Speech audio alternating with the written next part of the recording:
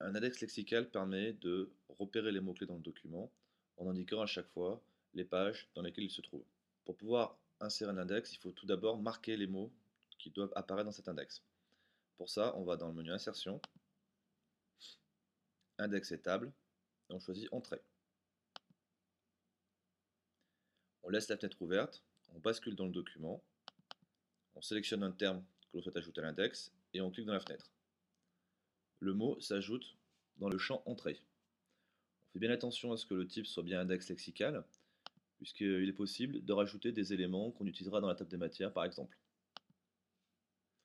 On ne va pas voir pour l'instant les clés, on va se focaliser sur une entrée simple. La case Entrée principale permet d'identifier ce mot-clé comme étant un mot-clé avec un peu plus important. À ce moment-là, il y aura un style de caractère particulier qui sera appliqué à l'entrée dans l'index lexical. Appliqué à tous les textes similaires permet de marquer non seulement l'occurrence sélectionnée dans le document, mais également l'ensemble des occurrences de la chaîne de caractères qu'on va retrouver dans l'ensemble du document. Respecter la casse permet de distinguer les chaînes de caractères écrites avec des majuscules ou sans majuscules. Et uniquement le mot entier permet de distinguer cette fois-ci les termes par exemple au pluriel et au singulier. Donc, je laisse ces cases décochées et je vais cliquer sur Insérer. Toutes les occurrences donc, de la chaîne de caractères Firefox sont donc identifiées dans le document. On voit qu'elles sont grisées. Alors, le gris évidemment ne sera pas visible à l'impression. Je vais marquer d'autres termes. Donc, je retourne dans ma feuille, je sélectionne, je clique dans ma fenêtre et j'insère.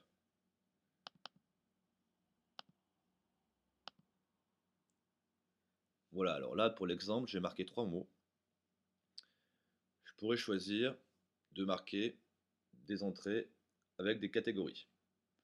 Alors pour ça, je vais choisir un mot, je le sélectionne, et dans clé, je rajoute manuellement une clé. Donc ce sera une marque par exemple. Insérer. Donc l'entrée Mozilla sera partie de la catégorie identifiée comme étant une marque. Je vais en ajouter une deuxième, Microsoft. Insérer. J'ai fini de marquer mes entrées, donc je vais cliquer sur le bouton fermer. Maintenant que les entrées sont créées, il va falloir que j'insère ma table. Je place mon curseur où je souhaite insérer mon index lexical. Et je fais cette fois dans Insertion, Index et table, et je choisis Index et table.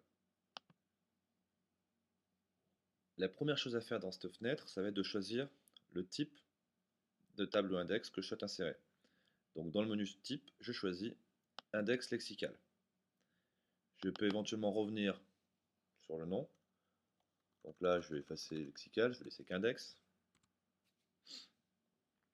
Protéger contre toute modification manuelle m'évitera de faire des mauvaises manipulations dans mon document et de l'endommager. Donc je laisse cette case cochée. Je peux créer un index pour le document entier ou alors pour un chapitre en particulier. Pour distinguer les chapitres, je vais être obligé d'utiliser des titres de niveau 1. Pour mon exemple, je choisis document entier. On ne va pas voir les options qui restent tout de suite. On va intégrer l'index lexical et puis voir à quoi ça ressemble. Donc je valide avec OK. Mon index est créé. Donc on retrouve tous les mots-clés que j'ai marqués tout à l'heure, avec une particularité pour des mots-clés qui sont donc dans la catégorie marque. Donc ça, c'est des mots-clés de niveau 2. Pour modifier mon index, clic droit sur l'index, j'ai actualisé l'index, donc ça je devrais le faire si je rajoute des entrées ou si j'en supprime. Éditer, c'est pour avoir accès aux options, et supprimer, tout simplement pour l'effacer. Pour voir un peu plus en détail mon index, je vais donc passer sur éditer l'index, la table. Maintenant, les différentes options vont nous permettre de déterminer comment l'index va organiser ses entrées. L'option regrouper les entrées identiques va définir comment les entrées identiques sont traitées. Normalement, chaque numéro de page d'un mot ou d'une phrase indexée sera affiché dans l'index. Cependant, ils peuvent être regroupés en utilisant donc cette option, regrouper les entrées identiques, avec SV ou alors avec un tiret. Si on choisit avec un tiret, on va avoir le numéro de page, la première page dans laquelle on rencontre l'entrée, et ensuite on va avoir le cycle SV pour indiquer que les pages suivantes sont concernées. C'est pas ce qu'il y a de plus précis.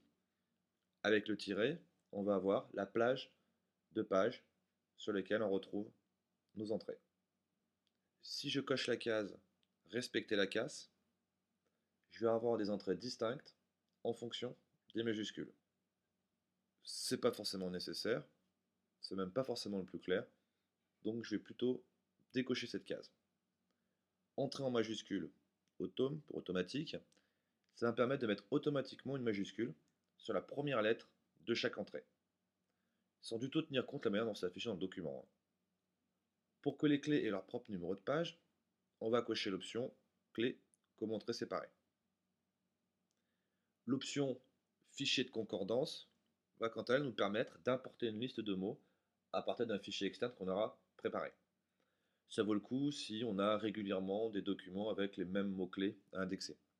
Sinon, le fait de créer le fichier de concordance, c'est aussi long que de les marquer directement dans le document. En fonction des options qu'on vient de voir, je vais donc choisir les paramètres que je souhaite pour mon index lexical. Donc, je décoche SV et je choisis avec tiret. J'enlève respecter la casse et je choisis entrée en majuscule. Je valide avec OK. Mon index lexical est terminé. Si on souhaite supprimer des entrées dans un index, on place le curseur sur l'entrée, on va dans Édition, Entrée d'index. L'entrée sélectionnée donc s'affiche. Je vais pouvoir éventuellement la modifier sa clé, indiquer que c'est cette fois une entrée principale, ou alors la supprimer. Les flèches vont me permettre de faire défiler les différentes entrées que j'ai déjà créées. Lorsque c'est terminé, je clique sur Fermer.